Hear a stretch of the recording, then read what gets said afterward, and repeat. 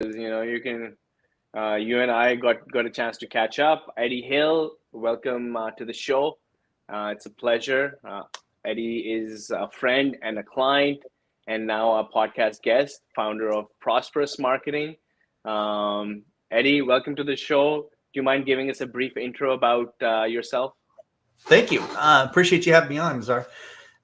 So we founded Prosperous Internet Marketing in 2011. A lot's happened since then, but we're truly thankful for what this industry is and where it's going to go and where it's at. We think it's got a lot of potential in the future. Everybody needs marketing, and most people don't want to do it themselves. So that's kind of how it started. We had a client. I was doing it for myself and my businesses, and I got pretty good at it. And I had a client say, "Hey, can you do it for us?" I'm like, I don't want to do it. It's a lot of work. He's like, "I'll pay you." And I'm like, that changes things. So that's how we started. And we started acquiring clients really fast. And Jeff, my business partner, and I have really enjoyed, obviously we've had some hiccups, but some great growth over the years. And, we're about 12 years into it now. And we're very thankful to be there and doing what we do.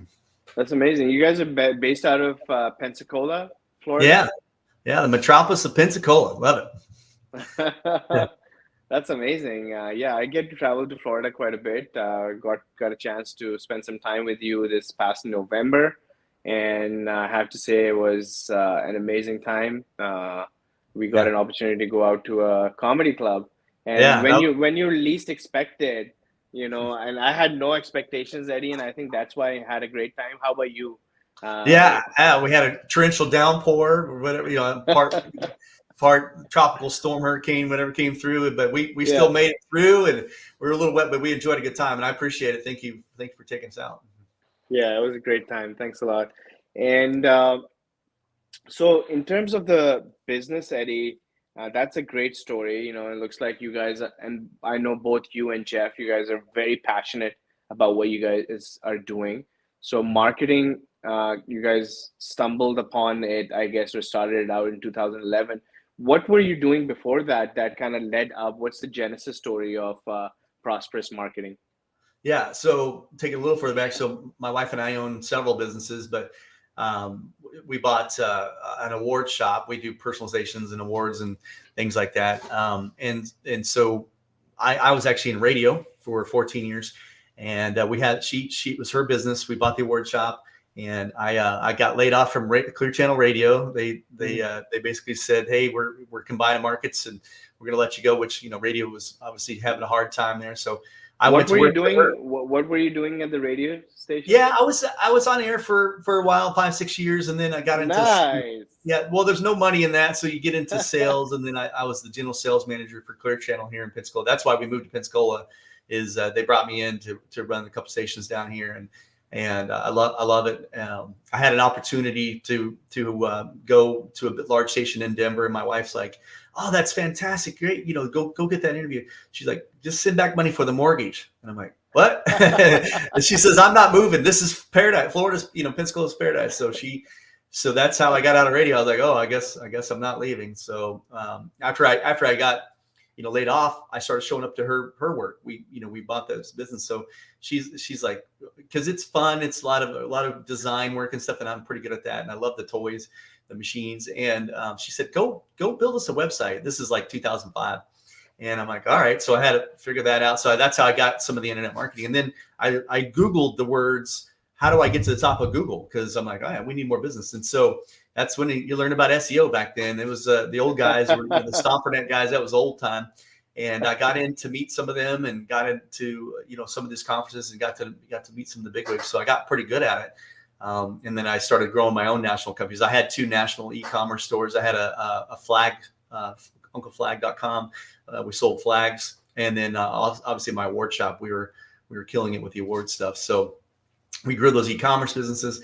And then that's when I told you I started doing local brick and mortar. Some of them, one of our first clients was like a carpet cleaner, and we had a couple of water damage restorations that we sent through the roof, and we got them a ton of business. And so they started telling everybody, and that's how it grew. How I got Jeff involved is he was in a mastermind with me, and I closed 16 clients in one day. I spoke at this event. It was for plumbers.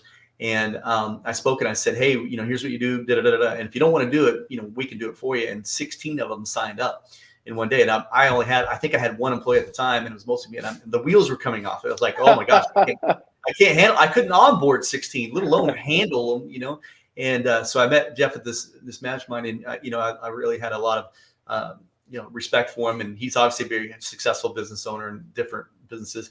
I said, hey, will you come, if I give you part of my company, will you come help me run this? And he said no. So I talked to him again like a week later. I'm like, please, I need help here, because he's really good at the things I'm not, SOPs and these operations. Yeah.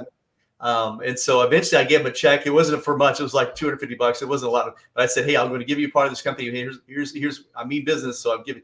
And he said, okay. And that, I don't know if he regrets that now 12 years later or not, but he came on, and the first thing we did is we hired a lot of he's got 5 kids. We hired like 3 of his kids plus all these other, and he has buildings that he owns. We moved the office in the building because we had all these employees we had to hire like within weeks. And so anyway, we onboarded all those, and then we started growing from there. But pretty fun intro to the business. What an interesting story. I think that's the behind story is so important to figuring out where the business is heading. And you just brushed over the part where you had a career on the radio, and now I'm really intrigued in seeing you do your podcast, because I know yeah, you're gonna crush it. It's gonna give a chance for you to get back to the roots where you started out, full circle. And then that's the beauty of these relationships and friendships that we make. And then when you go into business, like with you and Jeff, I know it's such an amazing organization there. We have a few people with you guys that you guys are rolling out as well, but like the culture there is just phenomenal. Like just by listening to you, I can tell that it's going to be a fantastic place to work at. Tell me a little bit about your current situation, and I know you guys are fast growing, almost a decade into the business. What's business like right now? What kind of clients are you guys working on? Is it niche focused or no? And how are things going on?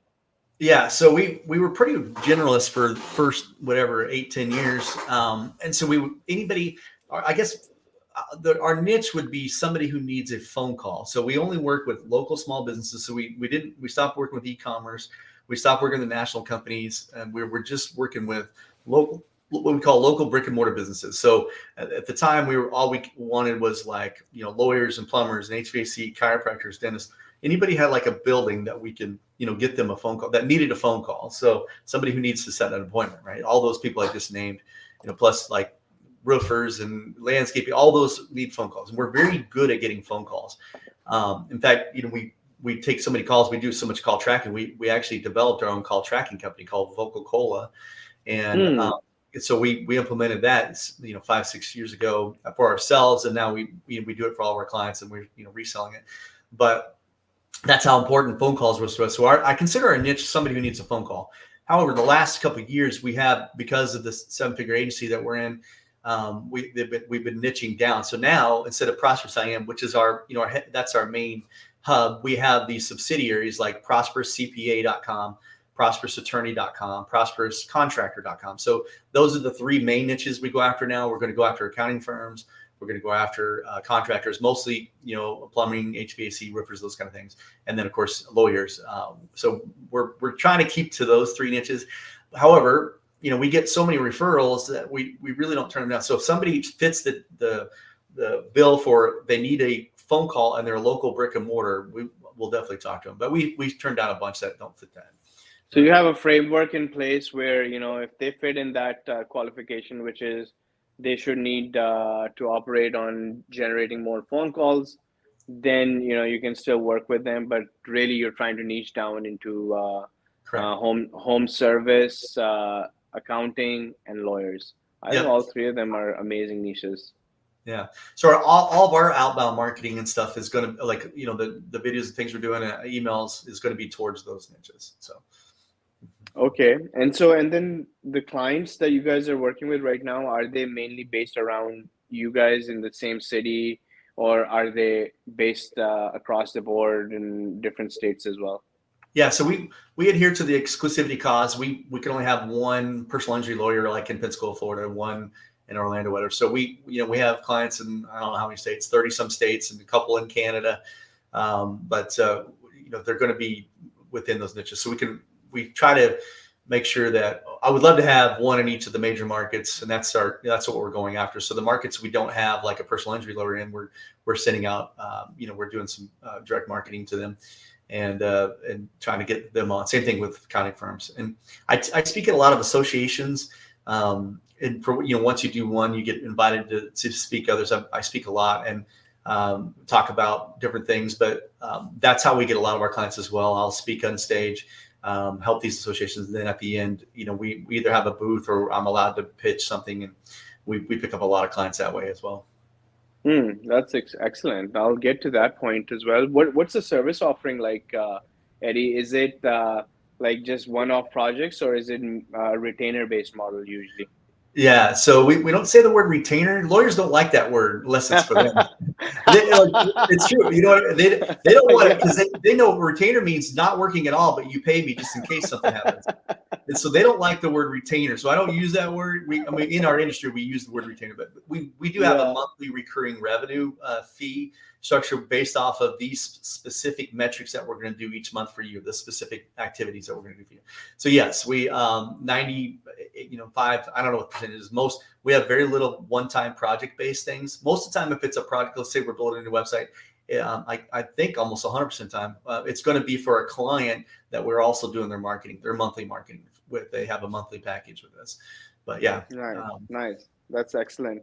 So you were just touching up on going to a lot of events.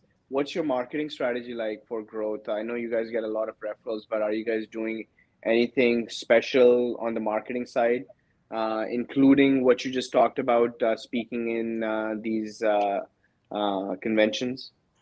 Yeah. So, my goal is to speak some more. So I launched my book this year in April. Became #1 best-selling in 4 countries, and so we're taking that kind of platform. Congratulations! What is it called, Eddy? Yeah, Prosper Formula, prosperformula.com. So that is kind of our launching pad to talk about, and it's a marketing book, and we get to talk about, all right, how do we grow your business, and then it's an acronym, PROSPER, and the P is going to be prospects, which is marketing, which is how we get them more prospects. So that's how that conversation starts usually. So when I'm on stage teaching them how to grow their business, how to double their profit, and it's going to come up. Well, a big part of it's you got to do marketing. And that's where we come in. So that's kind of the funnel. So we get it. We send out the books. We do free plus shipping, and here's the book, and then we'll upsell them to consulting or to one of our packages, done with you, done for you kind of packages.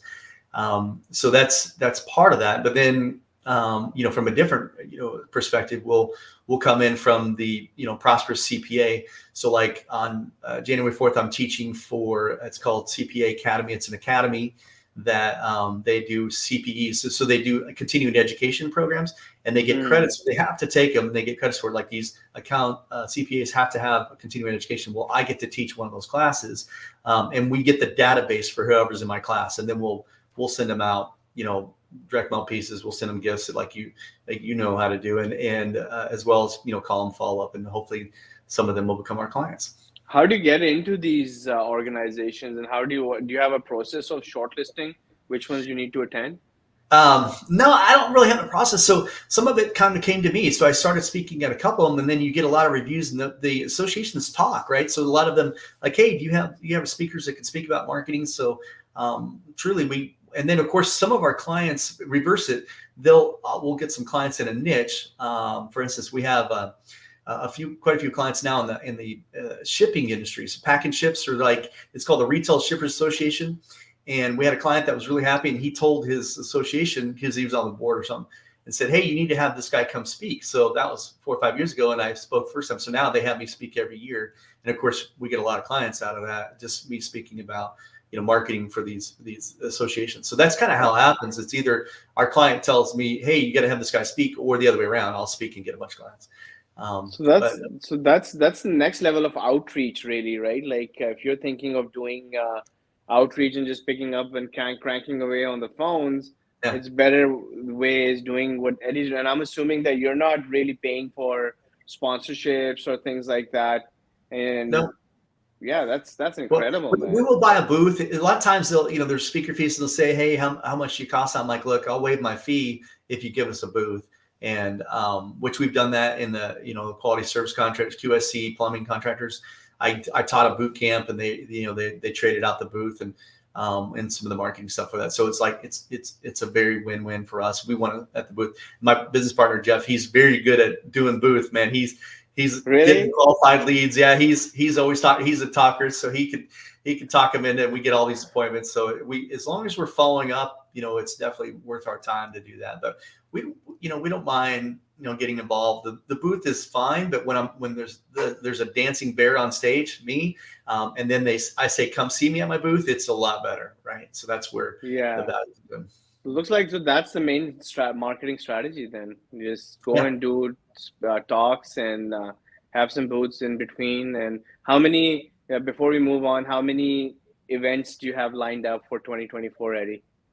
Well, right now I'm only booked for 3 of those associations. They book pretty far out, but there'll probably be about 1 a month because they get laid in pretty quickly. But wow, and then that's not including for webinars. Now let me think about that. So we also do like the CPEs I was telling you about, the continuing education. Those are webinars, so those could be 1 a month as well. Interesting. A lot of activity, and then it's tied up to your marketing system where you guys are doing proper follow-ups and things like that. Once you have the leads come in, like anything, and the rest is history. Yeah, I wish it was that smooth, but yeah, but no, the system's working pretty good. We want to take it to the next level. So we are doing a lot more direct outreach. We're doing a lot more cold emails and phone calls and follow-ups on that. But we are pursuing trying to get me on stage to different events that are in the industries that we want. So we're definitely reaching out. So the book helps, right? Being a #1 best-selling author helps to say, hey, I'll send in the book. It's, hey, would love to speak on your stage. But they, like you said, a lot of those guys plan 6-8 months out. So we're working on fourth quarter for that stuff. So fantastic. How's the team setup like now, Eddy? Who's reporting to who? What's the hierarchy like? How many people do you guys have? Yeah. So I don't know the exact count. So 15 or 16. Jeff is the chief financial officer, but his role is to, accounts receivable, accounts payable. He makes sure that we collect the money, and make the books all right. But also he's in charge of our IT and our development stuff. So we do have a full stack developer in house that could do some pretty like I said, we built our own call tracking and a few other things. We have help desk systems. So he manages all that. Of course, we do have some overseas employees, and we love them. We have 6 in the Philippines, and of course, we have a couple with RepStack that we absolutely love. Well, I'm sure we'll talk about that in a second. So he managed some of that. I'm the operations guy, so we have what we call client success managers. We have 3 of those. They each have 30, 40, 50 accounts to manage to make sure they're successful, and then we have a team that does each of those. So we have 4 different teams. One's going to be like content and SEO. One's going to be social media.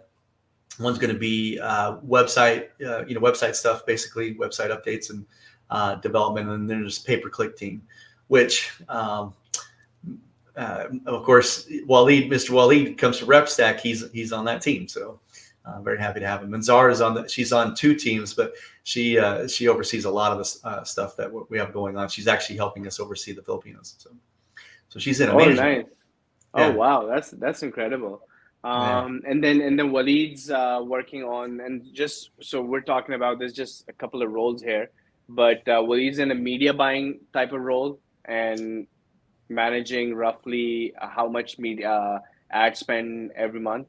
Yeah, and in that account, we 45,000-50,000 a month that he's managing. He's overseeing all that. So when we bring on new accounts, he's helping us set up. Him and I do it together still, but he's phenomenal with the details and conversions. We want to make sure that's all set up, the tracking and everything.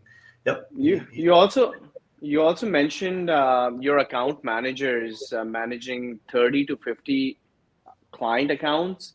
Doesn't that get too much, or you guys have like really solid systems in place for each account manager? Yeah.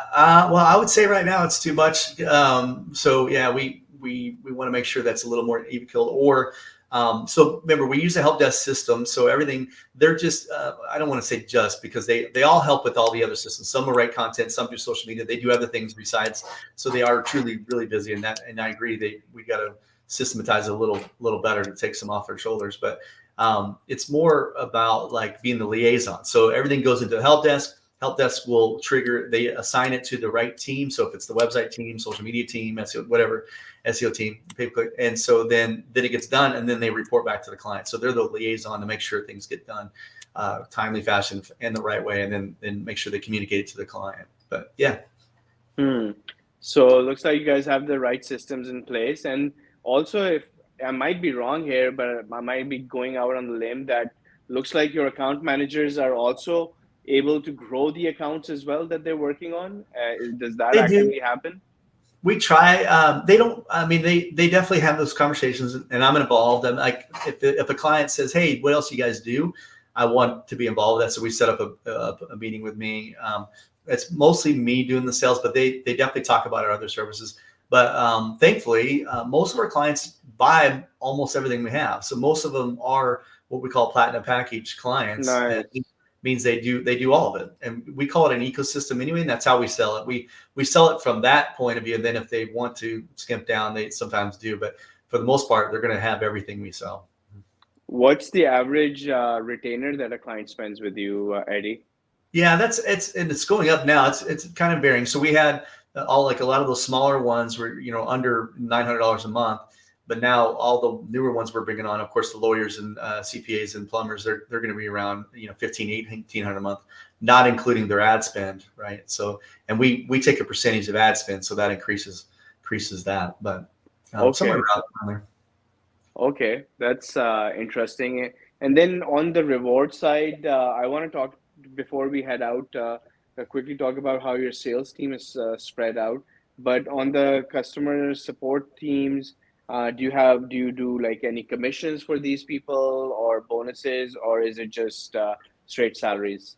Yeah, we don't do a lot. I mean, of course, they're incentivized. We tell them that if they, referral fees, they get a percentage if they bring on, if they bring on And somebody. really retaining the client for as long as possible, right? Like if Yeah, they're doing a great job there.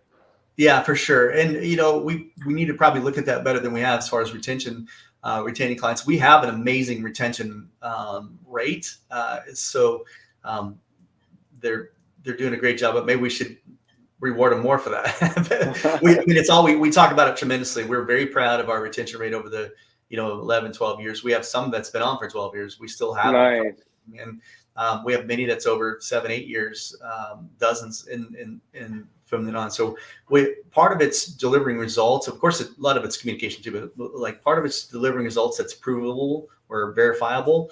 And we just show them every month. So they don't want to leave. Remember those recordings. So the call tracking shows, booked appointment. So that's pretty powerful. And those go away if they stop using us. And, that you get all those booked appointments, you don't want that to go away. So that's why they don't cancel. They just want to see that we're delivering for the, if they're paying us $1, they want to get, $5, $10, $20 in return. And if they are, they stay with us. Nice. You got kind of retention built in with the quality of the service that you guys are offering. That's a great way of looking at it, and I feel that is completely true. Better the better we've made our quality of people, retention has just solved itself along with the quality of people. So I think it's a true for a marketing agency as well. And then on the sales side, Eddy, who's taking care of sales and how big is the sales team and what's the reward structure like on that side? Yeah, you're looking at him.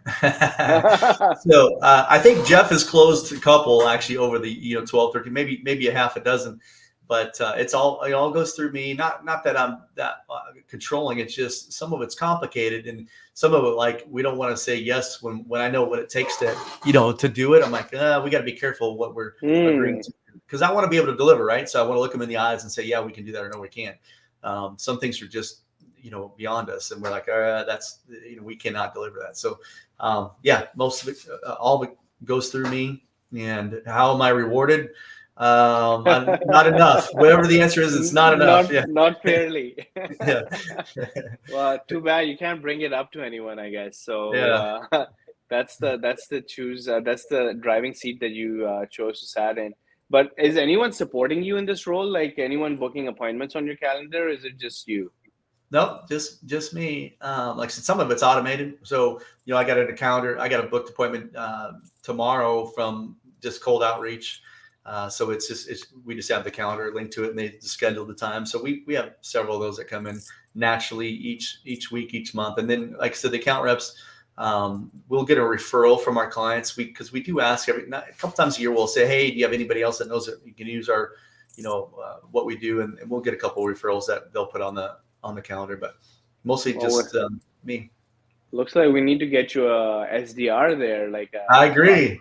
a setter as soon as possible, because this again, like what you said, Eddy, like you being in that role as the owner of the company, I think it's a very important role, and I did that for the first year of RepStack starting out. I haven't closed the deal myself for 2 years now. But the first whole year, every single deal I was doing myself. It was like over 100 deals I closed myself.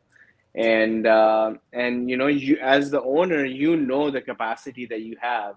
So you're not going to say yes to every single deal out there. So I totally agree with the mindset that you have. And but I do think that it is replaceable. You can, once you've set the benchmarks, now you can transfer it over to, like, we have an entire sales team with the director of sales who's closing the deals, and then below her we have the setters and the SDRs and things like that. But in order for that to happen, I had to kind of create an environment like similar to where you are right now, where you have this this mental framework, or probably on paper too, on the people that you're going to qualify, people that you're going to want to bring inside this organization, because if you make a wrong decision, it's going to impact everyone behind the scene.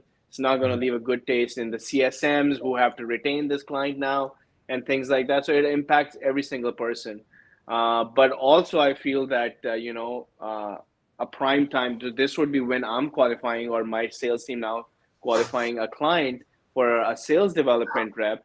This is what we would be looking at. Hey, if somebody's coming to us and asking for us that I want to hire a sales development rep, we'd be asking him, what do you got going on? Because my SDR is booking me 2 to 3 calls a day, but here's everything we got in place. We got these campaigns. We got like all these leads that we haven't even touched. We got a 15,000 warm lead audience in our things, right? And that's how we can do it. And that's why if I was selling to myself, I'll give myself an SDR. But to you, sir, you may not qualify. You may need to go with a marketing associate first.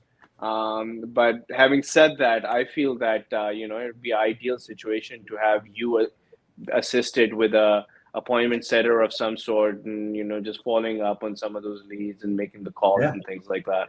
Well, yeah. Well, you're a heck of a salesman. I agree with you. You need to maybe not be on my shoulders anymore. I got it. I love it. Yes. Yeah. No, that's great, Eddy. So I think anything else? So I know you and Jeff and a lot of agency owners that we work with are also on the. I don't want to put a number to this, Eddy. Like we've heard the history, but they're also younger. And they're more affluent with what's going on with everything in today's day and age. Like, what's that one or two things that you would say has been the catalyst for you guys to not only start out the business 11 years ago, but also being relevant and thriving over 10 years into the business? Well, I mean, obviously we had to, adapt, improvise, overcome, change up. Some of it is like not be afraid to try these new things. But also, we're implementers. So we find we're like, all right, we're going to hitch our wagon to this. So for, like 7-figure agency or some of these development coaches, and we're gonna try to do what they tell us. So we're not perfect. We screw it up, and we get busy and we see another shiny thing, and sometimes, but for the most part, it's just stick to itiveness, move forward on that, and then not the every latest and greatest things. I don't like, I'm not a trailblazer. We don't have arrows in our back. We follow trailblazers and see how it goes for a while. Then we're like, okay, it's going pretty well. We should probably do this. So and that's how we'll take it to the next level too. So doing it fast, but not doing everything. I like that because I know I get overwhelmed with so many great ideas. We can't do everything. You just got to pick your battles. Looks like you guys still do a lot of SEO as well for your clients. Is that correct, Eddy? Yeah, for sure. We're still getting great results. And so, I mean, I had a speech, 5 years ago, oh, this may end. We don't use the word SEO a lot. We call it local maps marketing just because the SEO had some bad connotations, but that's basically what it is. They want phone calls from the organic side of things, which would be SEO. And we're still delivering great results. We track it all. And so we're very happy with that. I mean, I foresee maybe a day where we can't affect it, but as of now, we still can. So I think it's the basics, right? And I feel that the SEO or the search optimization business is still the OG of all the marketing campaigns. The results that you see from a well-optimized website is going to it does not even compare to the best of the best marketing campaigns out there. I can promise you that. Agreed, especially for a local business. Right. So for local small brick and mortar that we work with, and national too, but I'm saying we work with local small brick and mortars. If you search, it's a game changer, Eddy. It's like I've seen businesses, and that's what I did with my agency 15 years in Calgary. And SEO was all I used to do after building the website, because that's all I knew. And I've seen businesses grow from zero to hero as soon as they hit that first page and top of the first page. It turned lives around. So I've seen that firsthand. But also for small businesses, local business. But I'm going to actually second you on the national businesses like ours. So we've been working on our SEO for the last 1 year because we started out, we were in a lucky situation where we could afford media buying and all of that early on. But we started the SEO journey last year. And now we're at a point where we have 50 keywords across the board, top 3 usually on Google. And the booked appointments that are coming in from these SEO leads, it's incredible. They're already pre-sold. We're qualifying so many people who are coming in from SEO. It's not even funny right now. And now we're going to double down on SEO for next year and go after some bigger keywords and things like that. But when it kicks in, SEO, it's going to destroy everybody else for sure. Yeah. Well, I know you've been working hard on that, and it's fantastic. The content you're putting out is quality. I mean, it's got to be genuine, right? And that's what you're doing, and it makes sense, right? So if you put out quality, unique content on a continuous basis or consistent basis, at least, eventually it's going to come home to roost, and now you're seeing the fruits of all that labor. I know it's a lot of work. I know you guys work very hard. I mean, not just your booth. You guys do great booth sales too, and you're showing up to these events, but just to follow up the podcast, all the things that you're doing. It's an ecosystem. It's not just one thing. It's all those things together that builds that authority for it. And I'm very appreciative. Love watching what you're doing. I've seen you guys grow over the years, and that's what caught our eye. We've known you for a few years. We've seen you at these different events, and and my partner Jeff's like, we got to check these guys out. And I'm like, okay, so it worked for us. That's for sure. Awesome, Eddy. I appreciate your time today, Eddy. I really appreciate it. I appreciate you as a friend and a client. Thank you very much for doing this. And looking forward to working with you for years to come, man. Thanks a lot. Yeah, I agree. We'll talk with Jeff about getting me an appointment setter. And probably an EA that you guys need, man. EA is definitely the way to go. But we'll do the selling some other time. You're just on my podcast. Thanks, Eddy. We'll talk to you soon, man. Appreciate you. Thank you. Bye-bye.